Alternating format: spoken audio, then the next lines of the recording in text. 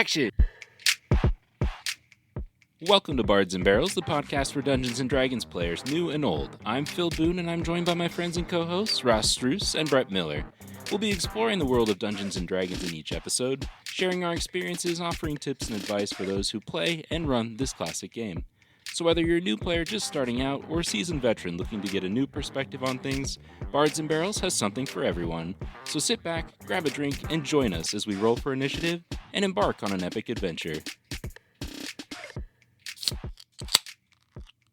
It's that magical time once again. Welcome back, fellas. How are we doing tonight? Good, we back. Good to be back in the saddle. Loving it. It is. And tonight we are hitting you guys with another class review. And tonight we are going to take a look at the Sorcerer.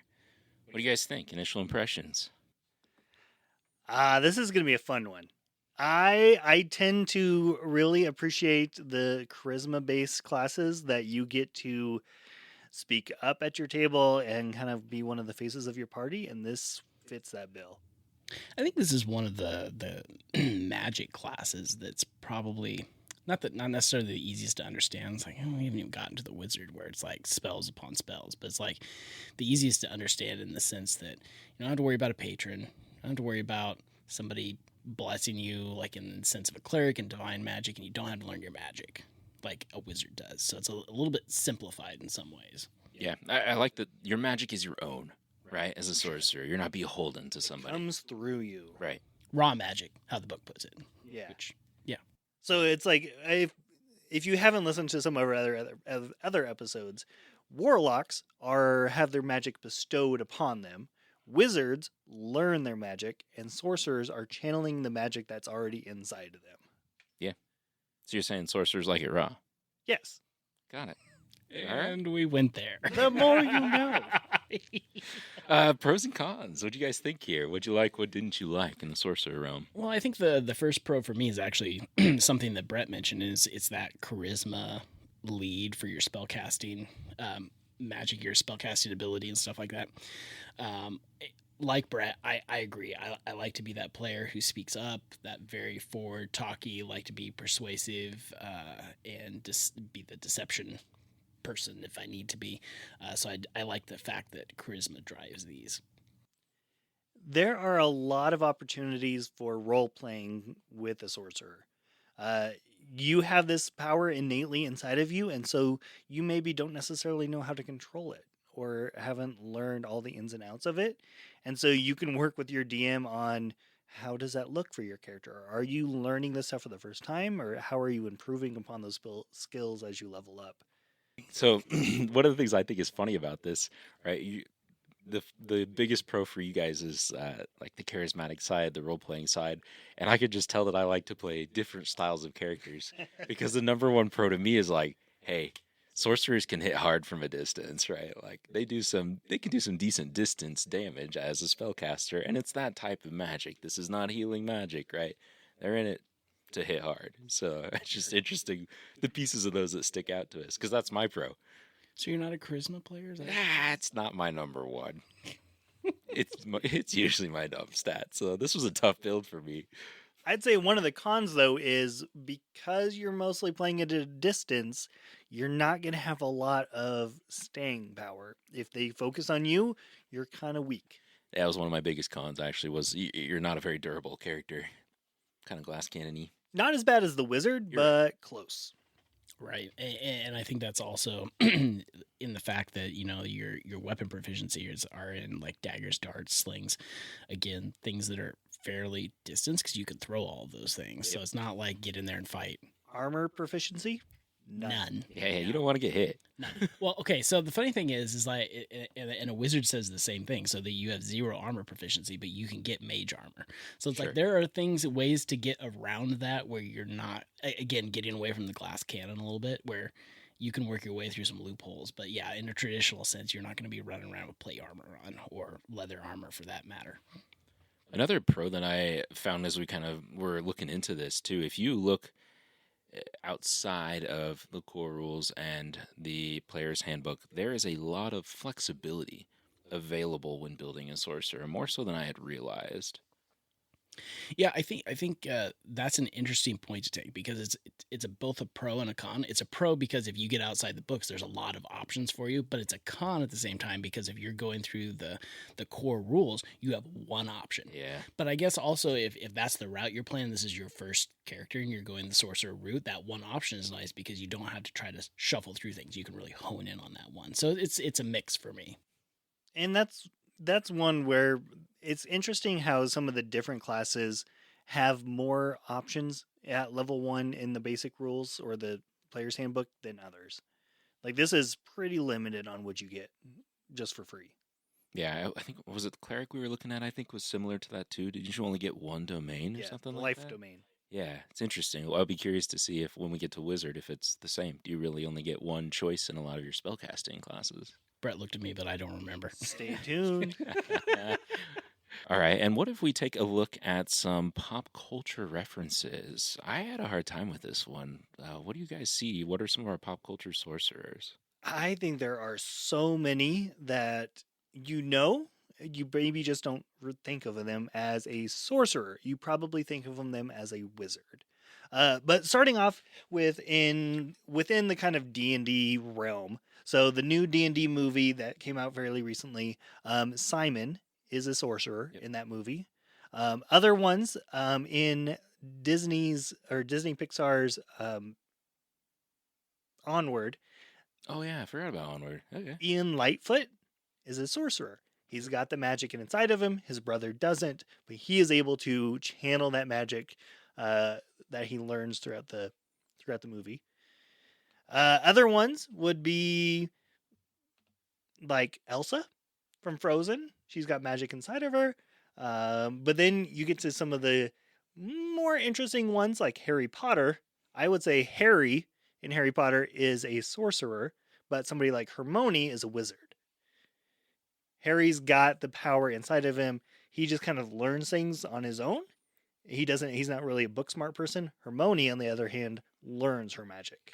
That's true. You make a good point because a lot of a lot of the things Harry does too, he doesn't even know he is doing almost. It just kind of Yeah, is true. almost a reaction. Whereas, yeah, Hermione is much more book Yeah. smart. She's learned. It's almost like the purebloods like have that innate that Yep. lineage, which that is a word that you will see in the player's handbook of lineage being Sure. tied to sorcerers. What that would be where this would come in. So even though in Harry Potter he's called a wizard, you could kind of bend it towards thinking of him as a sorcerer. Sure. So in this a regard. misconception in that sense would be thinking that Doctor Strange is a sorcerer, even though he's the sorcerer supreme. He would actually be more of a wizard because he learned his magic versus having it Yeah. already in him, kind of a thing. But then if you stay within Marvel, there are other sorcerer options as well. Sure. Although the funny thing is, before we talk about other Marvel sorcerers, is that in God, what is it? It's not Endgame, Infinity War. How Tony Stark makes the dude, you're embarrassing me in front of the wizards. He even notices that they're wizards. They call themselves sorcerers, but whatever. I think you can make an argument for Wanda potentially because she has that magic within her. But Phil, you and I were talking like that. She might fit in somewhere else too. Yeah, to me, she even seems maybe even like warlocky. Like, Sure. is there some sort of maybe patron or some eldritch being or something we're not aware of that she's beholden to? So Well, and yes, potentially. I mean, boy, we're gonna go down a road here. So we're opening up some doors to somebody out there, but it's like, okay, well, compared to the comic books versus the movies, where does she fall? Sure. I don't know, but Especially with the dark side of correct. Wanda. Yeah, so that muddies it up for sure, and her chaos magic, which would definitely feel more warlocky than Right. sorcerer. I would agree with that. So see, and now I'm still stuck on like now the line is you're a sorcerer, Harry, and I'm just like stuck there. So it doesn't roll off the tongue as it well. does though. not. Like, just You're a ruined that line for sorcerer, me. Harry. Any other pop culture references that come to mind that we missed? Big One ones? other one would be pretty much any of the spellcasters in X-Men probably would be considered sorcerers. They've got the magic inside of them. Once they turn, like hit puberty, that starts coming out through that's already inside of them. Right. Yeah, that makes sense. And that's actually probably where Wanda would fall because she was one of the original X-Men. She's technically a mutant. Oh, that's right. But, Yeah. Okay, that makes sense. But yeah, I agree 100%, Brett. Well, we switch over back into the realm of straight D&D now, back to our 5e side. Looking at the quick build, which would be the suggestion that the basic rules puts out there on how to build this character. Not surprised at all that charisma is the suggestion for where you should put your highest score. Because It's your spellcasting modifier. that's right, not because you need it for social I situations. completely disagree. But yes, But it's also a lot of the skill checks that you'd use most often are charisma based. They are. You're absolutely right. So it's a really good combo. The interesting one that I thought was that their second suggestion is Constitution, but we've kind of talked about how this is not a super durable character. So do you think you could actually get away with Dex? I think it would make sense to set Dex as your second highest, just because even though you're a ranged fighter, it allows you to go faster in combat potentially, because that's going to help your initiative rolls and stuff like that. I think it depends a lot on what type of character you're building and also what type of spells you're taking. If you're taking a lot of concentration spells, most of the time you're going to have a high constitution in order to keep concentration on that spell. Right, and the the fact that it's one of your saving throws that you hit that on the head is that's what you're going to do to save your concentration is Yep. through the Constitution. Holy crap, that was I know those C ones more are complex rough, than it man. needed to They be. are rough. That's definitely why they suggest it too, right? Because it's one of your saving throws. Yeah. So they're making it your second highest. Background wise, they suggest the Hermit. I don't know. I'm not married to that one. I don't know how you guys feel about that, but I feel like there's so many other ways you could work in a sorcerer than just saying, "Yeah, they've been a hermit." And Well, I mean, again, it kind of comes down to the type of player that you want to be, because charisma leans so much into different types of backgrounds that, if you wanted to be a thief, even though you're not a rogue, it's going to give you a little bit of that thievery type things going in that background. I agree though. I didn't care for the hermit. I didn't go for the hermit when we get to our character builds tonight. It's just not the way I would go. But I think again, backgrounds are tailored to the type of character you want it to be. yeah, I think that leads us into talking about our characters. So similar to what we did for our ranger class review, each of us has taken on the creation of a first level sorcerer character. And let's have Ross kick us off by introducing your sorcerer. My sorcerer is Horban Brushdew, a male Lightfoot halfling. He, even though Constitution is my second highest, he only has 9 hit points for a first level character, so that's not super duper great. I did a YOLO roll for this one, and it ended up being not too bad. I rolled 3 15s and then kind of trailed off a little bit after that. Let's see what all I got here for you guys. So one of the interesting things is, as a sorcerer, you get to choose 3 first level spells and 2 cantrips. And the 2 cantrips that I chose were Firebolt and Shocking Grasp, which kind of matches up with the Acolyte background that I chose. And also, probably more importantly, the Sorcerer's origin that I took. So I did go with the Draconic one. And the back end, actually, I should open this up and read this to you really quick, because I wrote an interesting backstory for him. Oh. So so when you take the Draconic background, you get to choose the color of dragon that your lineage comes from. So I took the bronze one, which is lightning. So that's also where that cantrip choice came from. But this is his backstory. So it says Horban knew the ancestral stories and how they told that his family were keepers of the lair for a bronze dragon named Grimwing. Now, while Grimwing didn't really need the help of the halflings, he appreciated the company, but more importantly, the information that they could provide him. In return, he blessed them with some draconic power, and a lineage of sorcerers was born. Nearly 6 centuries ago, that was nearly 6 centuries ago. Grimwing has long since disappeared from this land, and the last sorcerer of Clan Brushdew was Horban's great-grandfather, ... until now. So, Ooh. first of his clan in a long time. I would kind of view him as being a bit of an awkward, I won't say an a-hole, but he very overly confident in himself. So he's kind of I think he'd be a very fun character to play. Especially with a +5 to persuasion, he's going to be a talkative fella. Yeah, well, I also kind of imagine that he probably drinks a lot. So, he gets to drinking and then starts to talking, and he probably cons some people out of some money at some point. But yeah, I think Horpin would be an interesting guy. So one of the things you mentioned, the sorceress origin, the draconic bloodline that you went with. That's the one from the basic rules, right? Correct. Yes. And so it's interesting because the way they describe it, it's almost like you actually have dragon blood in you. But I went more the route that they touched you, because I think they want in the description of a sorcerer, they talk about like being touched by a deity or something like that can lead to sorcerers. I went more of that route, that his ancestors did something and then the dragon gave them some power, blah blah blah, versus like the actual blood, which is kind of might come into conflict a little bit, because one of the things you get to do with the draconic bloodline is you get to sprout wings and you have like some scaly things going on. So I don't know how I'd play that off just yet, but I kind of chose to ignore that for the moment. That can be really powerful later on when you get automatic flight. Oh, for a yeah. sorcerer, and Yeah. you can just fly around a battlefield For sure. And I think it would be kind of fun, that he's out drinking some night with his party and then all of a sudden sprouts some wings and just creates a very interesting moment for everybody. I think that'd be fun. Well, I think too that, like you mentioned, that it kind of takes on some of those scale aspects potentially. I think it's the draconic resilience. You just start all of a sudden adding like one extra point to your max HP every single level. Oh, I didn't realize that. That's handy. Yeah. That's very handy. So it starts to add up That. quickly. So yeah, that's Horban in a nutshell. Brett, how about you?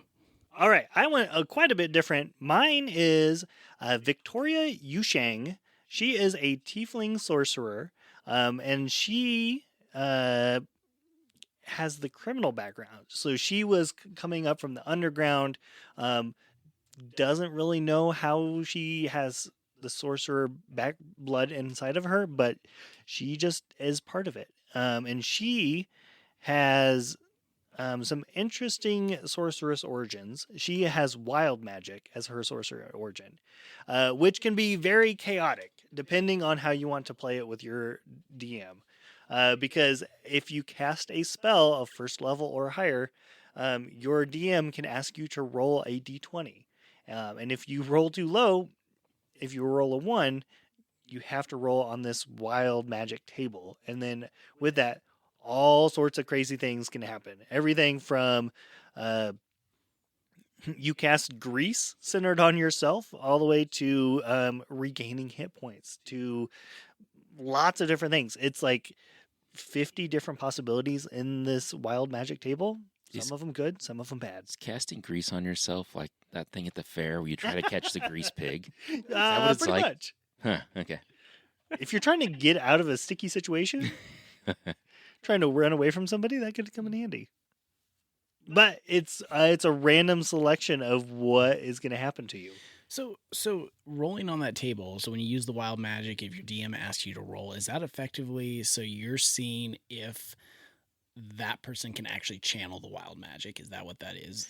So it's more so like every time you cast a spell, there's a chance that your wild magic surges out of you, like uncontrollably almost, is what happens. It's like this power is inside of you and you can't handle it.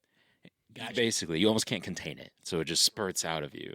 One of the things that I'm going to add there, sorry to kind of interrupt your flow there, Brett, but as a DM, one of the things that I dislike is that you could potentially run into a scenario there where, as a wild magic sorcerer, you never rolled on the wild magic surge table, which is like no fun. So I don't know if it's, once combat or once a night or, something like that. But a DM, I feel like, should have a little more play there of, hey, you know what? This time you're going to roll on the magic wild surge table.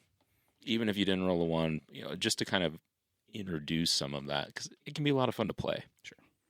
But even at level 1, you get Tides of Chaos, which gives you once per long rest, you can gain advantage on something, which it can be really powerful. So an attack roll, an ability check, or a saving throw, having advantage on that whenever you want, very strong, especially all the way early on at level 1. For her skills, I went YOLO and rolled for my abilities, and they were not great.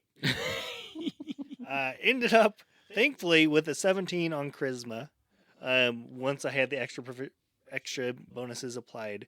But after that, it fell pretty quickly. I have 13 on Constitution and Intelligence. Dex has 12, Wisdom 11, and Strength 9. That So was rough, not man. great. Ooh. You live by the dice, you die by the dice. Oh, Vicky. Yikes. But yeah, I would definitely play this, and she has a lot of the persuasion, deception proficiencies, so that she can talk her way out of a situation. What spells did you go with for your first level character?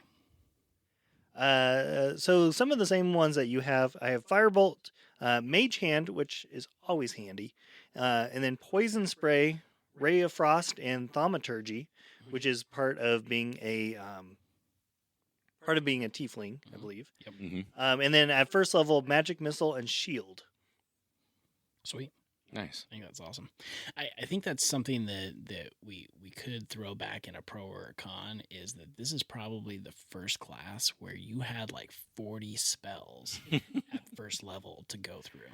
And not that that's overly intimidating, but if you're a first time player, that like I can just imagine somebody like going through and reading every single one of those. We're lucky because we kind of know what we like and which ones we would go for. Yeah. But also a pro con on top of that is even up to level 20, you're only going to get 15 spells.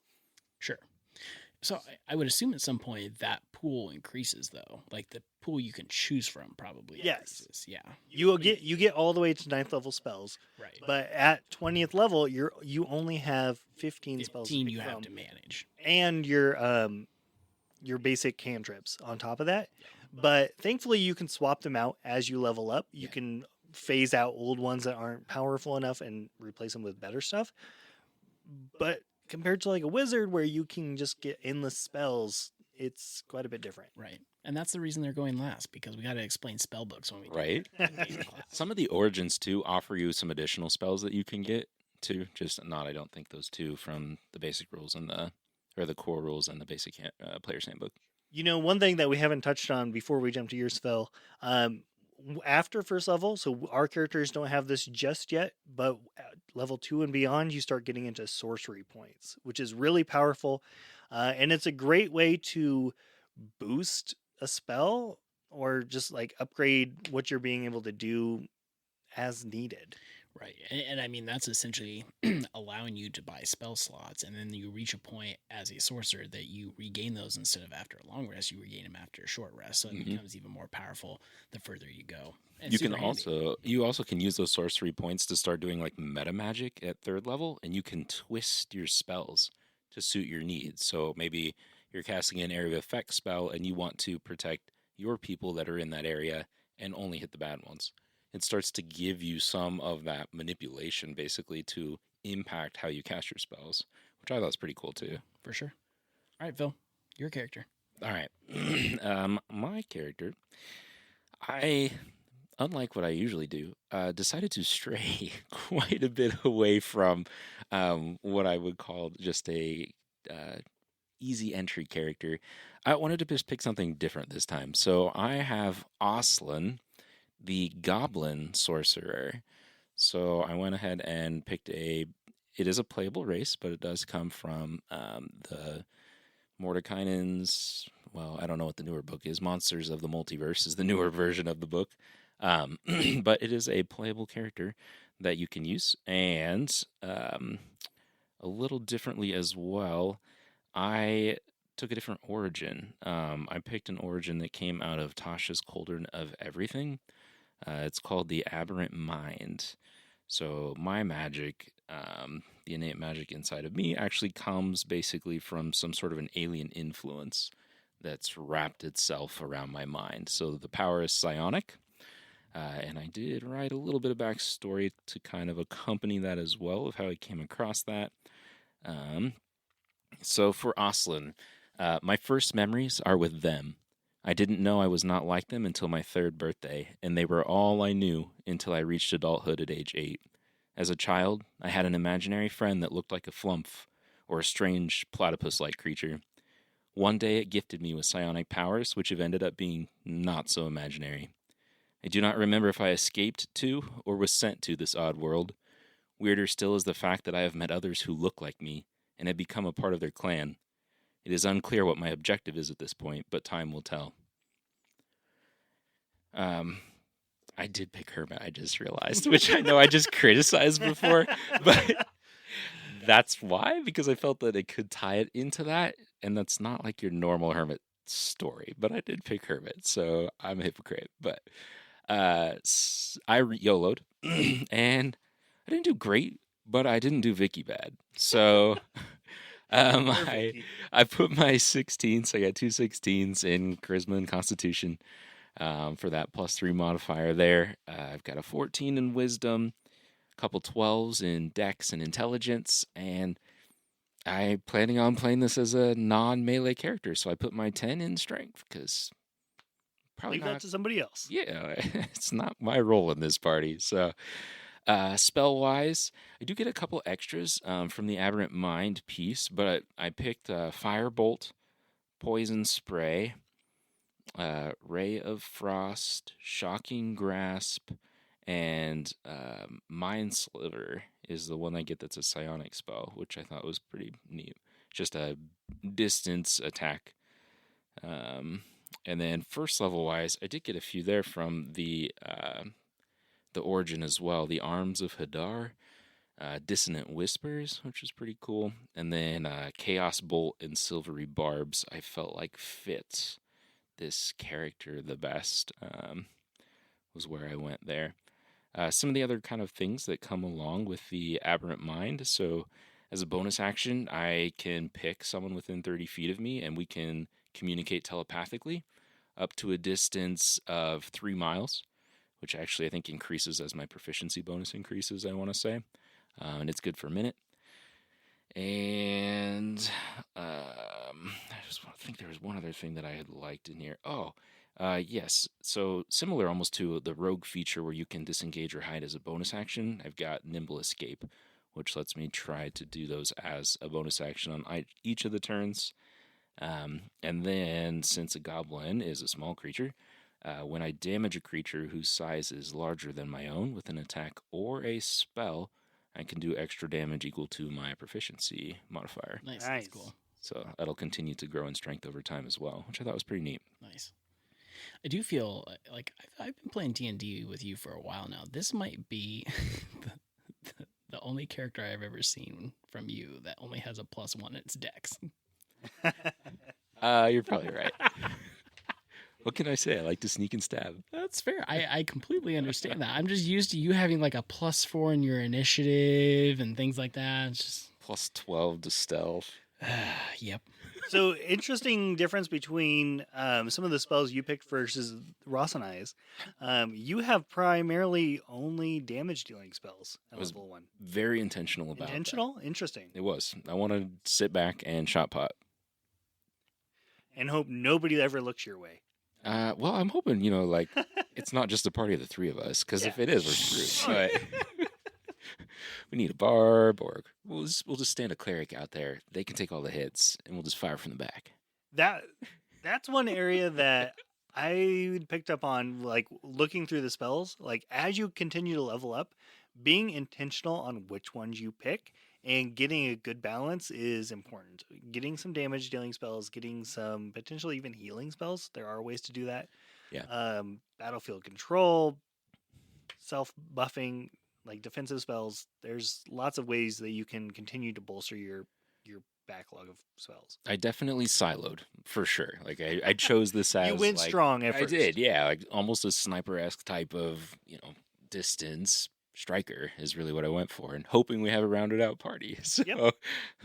some of the other source options, just as origin choices, right? So we talked about the core rule or the basic rules, which is the Draconic Bloodline. The Player's Handbook adds the Wild Magic choice. If you look to Tasha's Cauldron of Everything, you get the Aberrant Mind, which was the one that Oslin used. Tasha's has another one called the Clockwork Soul. In that one, it's almost like the cosmic force of order has suffused you with magic. So it's a lot about, mechanisms, things being orderly, and that's where you draw the power of your magic. The Xanther's Guide to Everything sourcebook has one called Divine Soul. In that one, your magic comes from a divine source that glimmers within your soul. And there's a lot of pieces of this that add that flavor. Your wings that you sprout at a certain point are very spectral and sparkly, and it just kind of has that flavor with it. Oh, you could have sparkling wings, Ross. It's what your paladin needs. Another one in Xanthers is shadow magic. So you are a creature of shadow. Your innate magic comes from the shadow felt itself. The coolest feature in this one is that at 6 levels of bonus action, you can spend some of your sorcery points to magically summon a Hound of Ill Omen and target another creature within 120 foot. Basically, it's like a cool version of a direwolf, and it spends its turns trying to move towards and attack that target. And that's literally what it does the whole time. But I thought that was pretty cool. The Sword Coast Adventurer's Guide has the Storm Sorcery. That's where your innate magic comes from the power of elemental air. At a certain point, you can mildly control the weather. The Dragonlance, one of the newer books, Dragonlance Shadow of the Dragon Queen, it has one lunar sorcery. So you or someone in your lineage was exposed to the concentrated magic of the moon, or moons of your world, and that is how you were imbued with lunar magic. And this one's got some pretty cool stuff. Based on what phase the moon is in, you get different types of boons, and you can sort of change that up at certain points in time. That's a cool one. It's pretty neat. Yeah, it's great, but I don't keep track of time close enough to tell you what phase the That's moon on is your in. I'm DM. pretty sure there's 2 full moons this month in Oh, real life. Yes. It's on the DM, yeah. So one session, it's like 5 hours later at the next one. Oh, the phase of the moon's changed, by the way. Mhm. You actually missed 2 phases. Time dilation, it's fine. Don't worry about it. Physics. And that's what's out there in the other source books as far as what your sorcery origin choices are. So, what do you guys think? Final thoughts? This is a really fun class. I think it's a lot more approachable of a main magic dealing class than I thought it was going into it. It's got a lot of spells, but it's a manageable amount. You're not going to be overwhelmed with 100 spells right off the bat, which is good. You can learn your spells. You can swap them out over time as you've realized that you don't really use a spell very much anymore. You can swap it out for a different one. Yeah, I think you hit it on the head. It's like there's enough flavor at the beginning to where you can pick and choose your spells, which you haven't really been able to do that in past ones, not to this degree anyway. And then also, if you have other books available to you, you can really change the flavor based on whatever you want, really. And I think there's enough pop culture references that are very familiarized. There's probably even quite a few more that if you think about something pop culture reference of somebody who has magic inside of them and they're just learning how to use it, that's probably a sorcerer. Yeah, absolutely. No one chooses sorcery. The power chooses the sorcerer. I think that plays well into those pop culture references. That's going to do it for this episode of Bards and Barrels. You can listen to past episodes of the show anywhere podcasts can be found. Want to stay in the loop and not miss the latest from us? Be sure to head over and give us a like and a follow on Facebook at Bards and Barrels. You can now find us on Instagram as well. We'll see you soon.